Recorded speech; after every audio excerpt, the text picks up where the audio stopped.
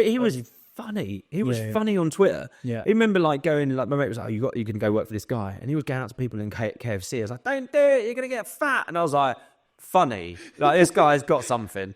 So it was like Twitter, and then Instagram was like growing at the point. And then I remember having calls with them, and it was just like, you know, they were all over the shop, like in big bougie hotels, winning awards left, right and centre. And I was like, what am I in? Like, this is mad. Like, I don't really know what I am. And it was like this close little circle. Yeah. And you knew nothing really about social at this point? No. Like the impact of it and anything like that? No, like nothing. I said, like, I had Hipstermatic and I had Instagram. And I always remember doing this weird thing of like going, if you post a picture on Instagram and then everyone clicks the hashtag and shares that picture to their 10 friends, then it kind of goes like that. And I remember getting like 500 likes on a picture because we were in this weird culty take a picture of a train, you know. But then I never really understood it beyond that. Yeah. And then, so I was working there doing like recipe development. And then I think I was there for like a year and a half. Right. And there was the first time that I got like called into the office. I was seeing all this stuff on social media and I was working from home, and then it was like, they're all having fun in the office. And I was like, why am I not involved in this? I was just like in the background, just like tapping away. And then, got called into the office. And then that's when it all got like really weird for me because like Joe's management, a guy called John, who was like the business manager, kind of sat down with me on my first day and was just like, so what do you do? And I was like, I'm sorry? I was like, what do you do? I was like, mate, I've been here for a year and a half. Like, how long have you been here? It was like 6 months. And I was like, and you don't know what I do? I was like, this is weird. So, I was in the office, like big team, 30, 40 people. It like got a huge office in Richmond. Yeah. Like the running track down the middle, the gym and all of that. And I quickly realised that I was not part of the team or not part of what they were really aspiring to do for the future. I just sort of like just tapped out quite quickly. Yeah. Because, you know, they were all there sitting doing their thing and like rumours spread. It was like weird, it was like little gossip. It was like, oh, Martyn said this to me and Martyn said that. And I was just like, I just said he's a dick because, you know, I didn't like what he did. But then they would all feed back and it all got weird. I guess it's the first business where it's not a restaurant or a kitchen. Yeah. So it's a very new, like not corporate-y, but like small business. Sure. Yeah. Yeah, HR. I wasn't Greg Wallace. Like, don't get me wrong. Like, we're here now. You know, that wasn't me. I was just sort of like going, like, you know, saying things like, I don't really understand. You know, how Joe's got here. Like, what? Yeah. Like, you know, and they were like, oh, he said this about that, and I was like, oh, here we go. It's not. And then were you just like tapping out? I'm done with that.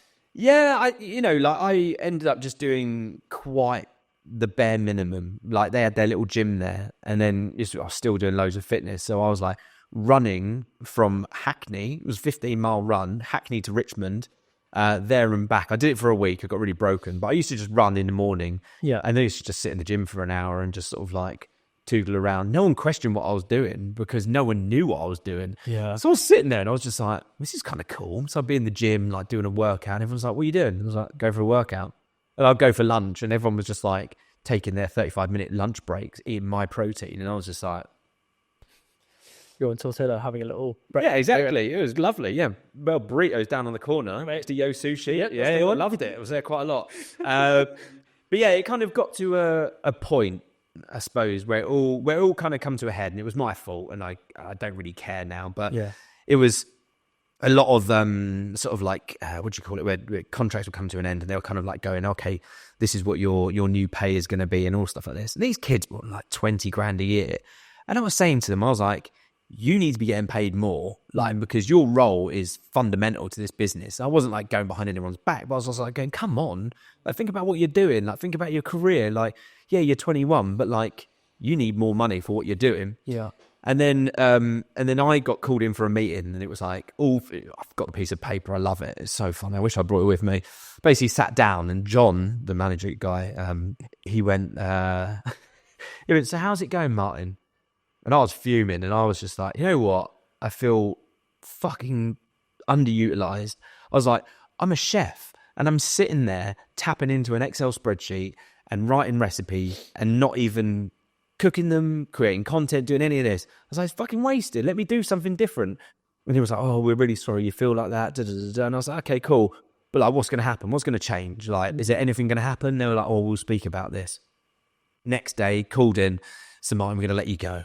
And I was like, oh, this is funny. Like, because everyone was going through redundancies and stuff, and the team was getting smaller. Yeah. And I read, the classic 2-year mark. So I was like, if you get over 2 years, then they have to think about paying you redundancy. Before that, you just let you go. Yeah. Any time frames.